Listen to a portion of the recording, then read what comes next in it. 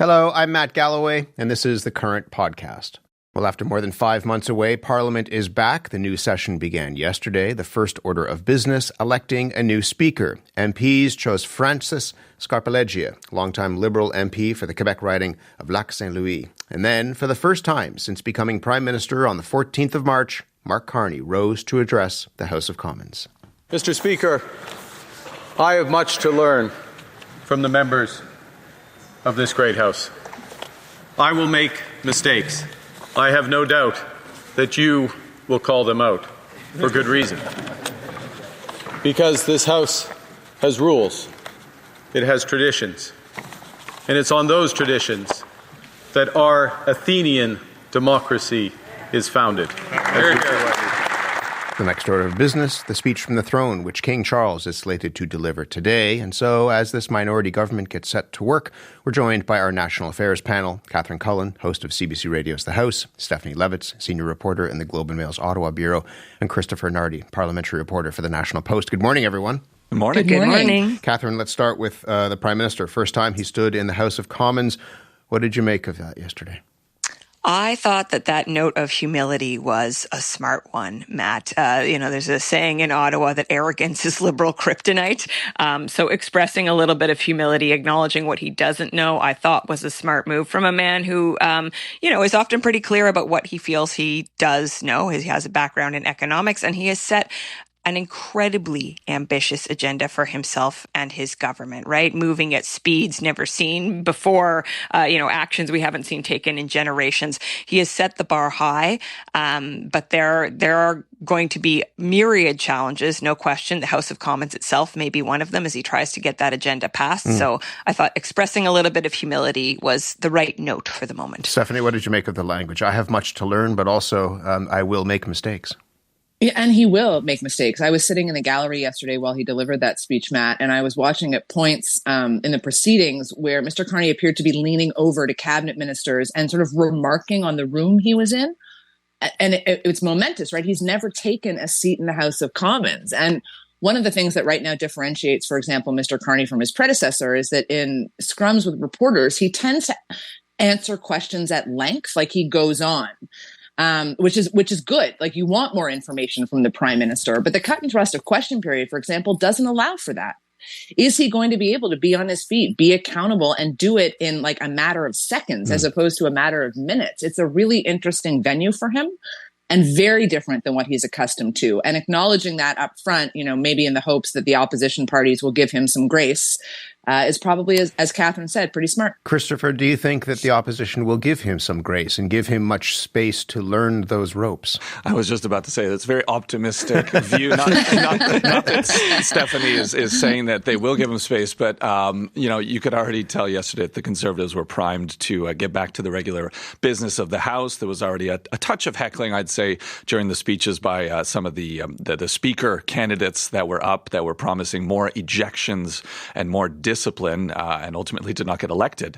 But it was kind of cute to watch, actually, Mr. Carney operate in the House of Commons. And speaking of like small mistakes that he made, obviously this is very inconsequential, but when MPs line up to vote for the Speaker, they line up on the sides, and there's 6 ballot boxes in the center of the House. And I noticed that he wanted to go vote, so he kind of walked forward and didn't realize that there was already someone in the ballot box he'd chosen. I think it was Melanie Joly, so he kind of goes up, notices that she's there, makes a little face, like a little grimace that he tends to do, and then goes sheepishly back into the front of the line and waited for a ballot box. So he was figuring out process as he goes, which will be a very interesting challenge for someone who heads a minority government. He doesn't always sound like he thinks he heads a minority government, but there will be significant challenges with controlling the House when you don't have a majority, and I'm very curious to see how he navigates that. Stephanie, what will you be watching for in the King's speech from the throne today? I'm watching for more substance, I guess. And again, perhaps that's overly optimistic. But we've heard a lot about, Mr. Carney, and we alluded to it in our last discussion there, about moving at breakneck speed, things never seen in a generation, transforming the Canadian economy. How exactly is he going to do that? What are the things that he can get done and get done as quickly as he says he wants to? Because once again, this is a minority parliament. The opposition parties will support him on some measures, depending on what they are.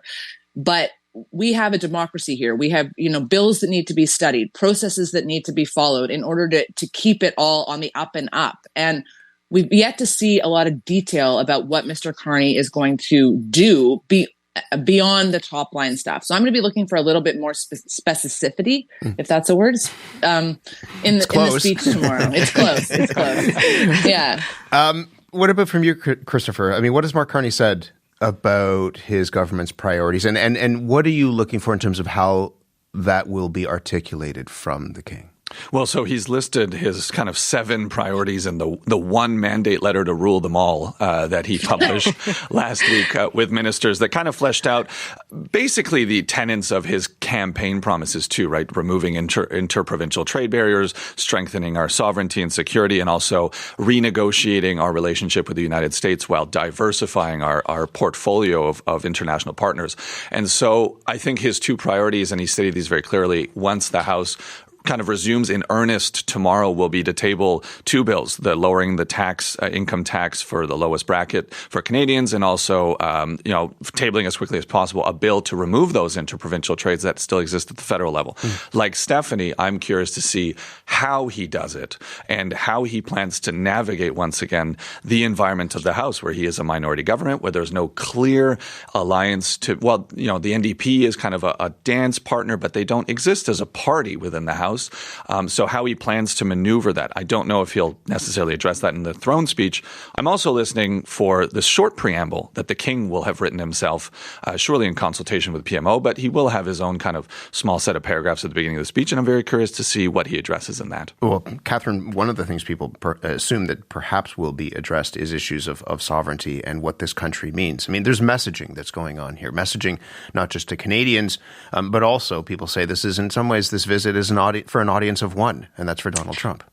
Yes, although I think, Matt, it's important to understand that in a way, saying that the message is for Donald Trump is a message for Canadians. I mean, it is true that Donald Trump is very charmed by the royal family, to the best of our knowledge, and there is some hope that he will see this and say, recognize that there's something of a flex, frankly, going on here as Canada shows off its institutions, shows off its sovereignty, shows off its nationhood.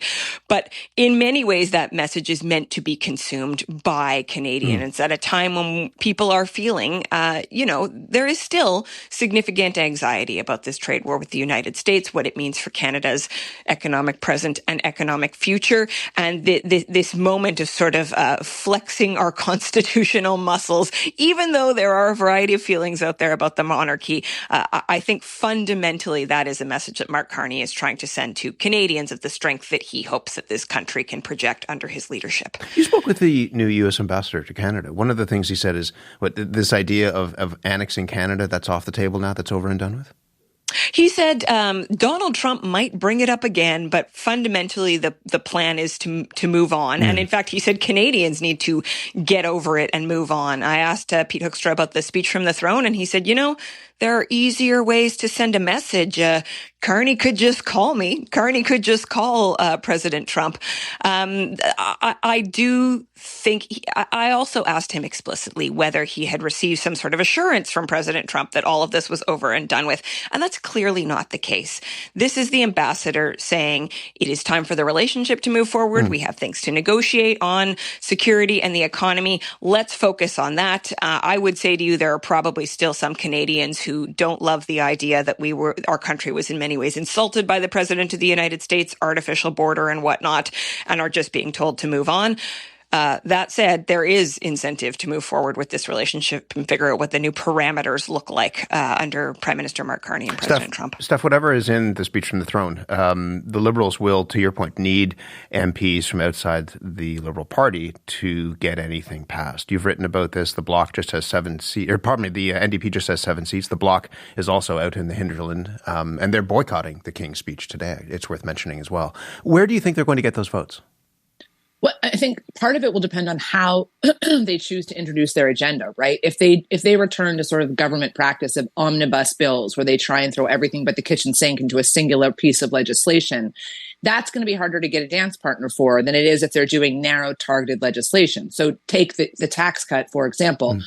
The Conservatives under Pierre Poilievre, they too campaigned on the promise of a tax cut. And they've already said they'll support that bill if it's a single one-off issue. So I think it's going to be a return to the minority parliaments of yore, which is to say that, Justin Trudeau cut that deal with the New Democrats in which they said, we'll support everything in exchange for doing some of the things we want. Mr. Carney has shown no willingness or interest in doing that with the current crop of New Democrats. So I expect it'll be just a one issue set at a time, one piece of legislation at a time, which again makes things interesting in the Commons because that could make for a very slow legislative session.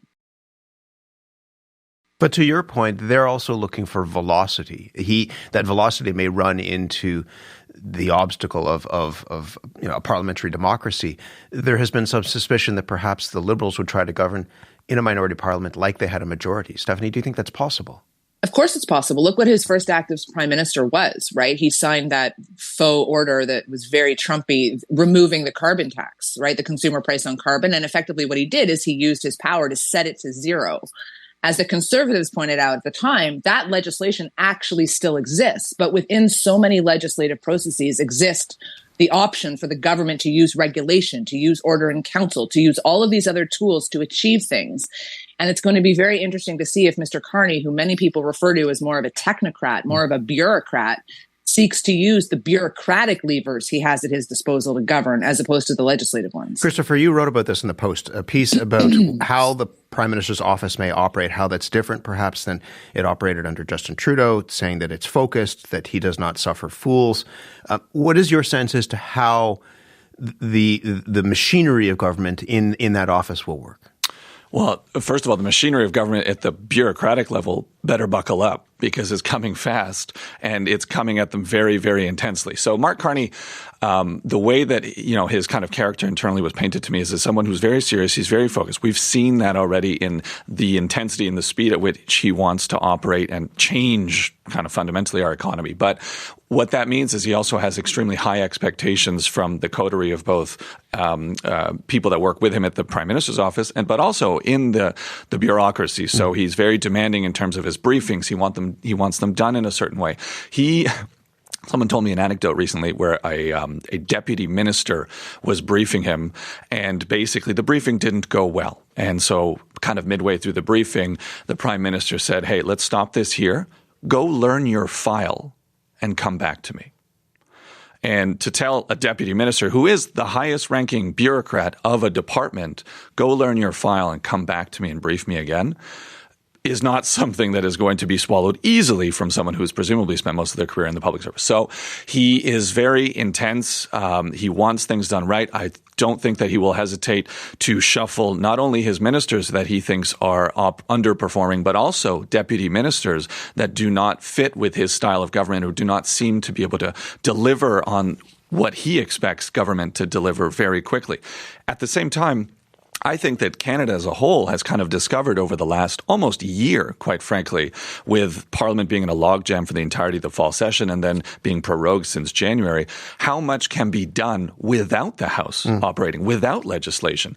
There is a tremendous amount of governing power through orders in council, through regulatory changes, or just implementing new regulations. I'm obviously not saying that Mark Carney's agenda can entirely be done without legislation. That's not true. But there are very wide-ranging powers that he has and the government has. And I think a lot of people have come to understand and even wondered, wait, what does the government even do if over the last 8, 9, 10 months they haven't had to legislate and things appear to be running more or less smoothly, let's say. Catherine, what kind of freedom do you think Mark Carney as a Prime Minister has from Canadians to get big things done? Was he given this job in some ways because Canadians want things to happen at pace?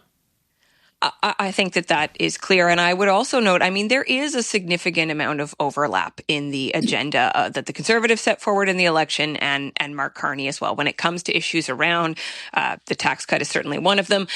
Resource issues. Mark Carney has promised to make Canada the world's foremost energy superpower. And in that, he is likely to find some partnership with the Conservatives. I think, as is so often true in Ottawa, in politics, the devil is in the details. Is his plan of how to go about these things something he can get Conservative support for. I will say there is some danger. We started talking about confidence and humility. There is some danger for the Prime Minister in a minority parliament of having too much confidence, right? You miscalculate, you can bring down the entire government on one vote if you don't have the support that you believe that you do. Mark Carney does have a lot of confidence. He does have a lot of ambition. He doesn't have the same kind of flowery language that we are used to from Justin Trudeau, but he has still set the bar incredibly high. It is going to be fascinating to see if he can even come close to achieving the ambitions he set out. How effective do you expect the opposition to be, the Conservatives, without Pierre Poilievre in the House, Catherine? I think for the time being, frankly, not terribly. I think also because we have just come off an election and Canadians are expecting politicians to get things done that we're likely to see over the course of the next few weeks, that there is some progress on the agenda. I will say, when we talked about it earlier, one thing certainly to watch is that resource agenda. This piece of legislation about interprovincial trade barriers, the Liberals have hinted that it may be more than that. It may be more about making Canada, the various provincial and territorial economies work together and trying to get some of these big projects done.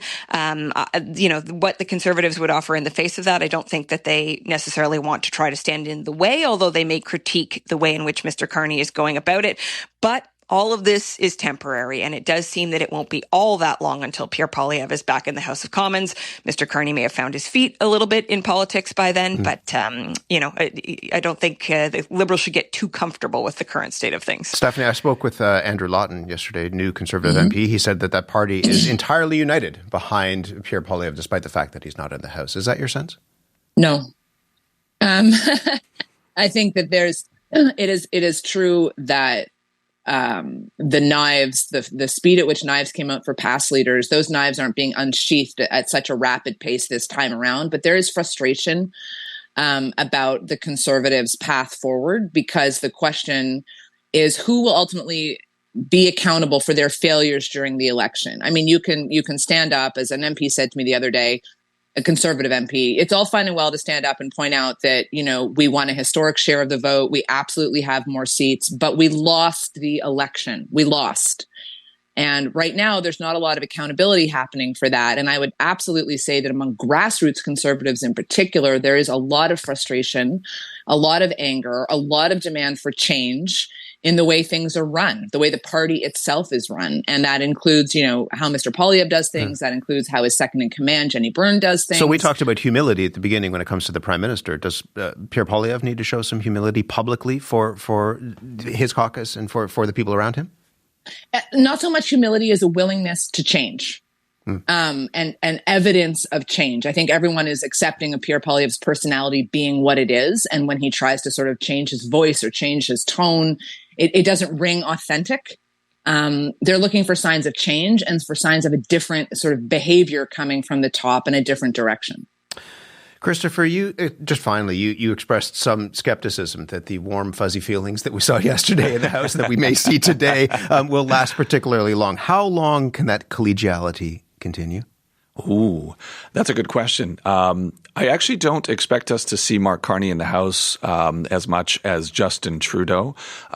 First of all, the first suggestion is that this PMQP, as we called it colloquially here, of Wednesday question period being dedicated to the Prime Minister is out the window. That was a Justin Trudeau invention. Right. Mark Carney isn't particularly interested in that.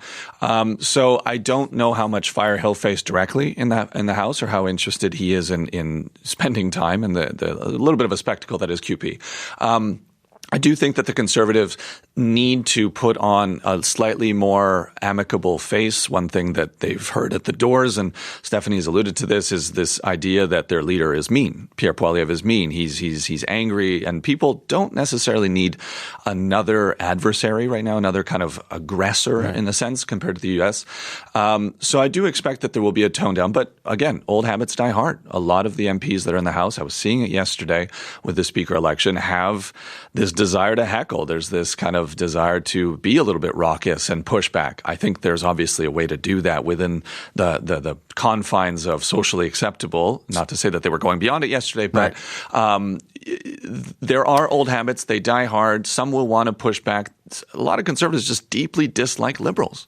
And they're going to be fighting against that reflex and the desire to just be better. It's all to play out in the days and weeks ahead. It's good to have you all three here this morning to set it up. Thank you very much. Thank you. Thank you. Thank you. You've been listening to The Current Podcast. My name is Matt Galloway. Thanks for listening. I'll talk to you soon.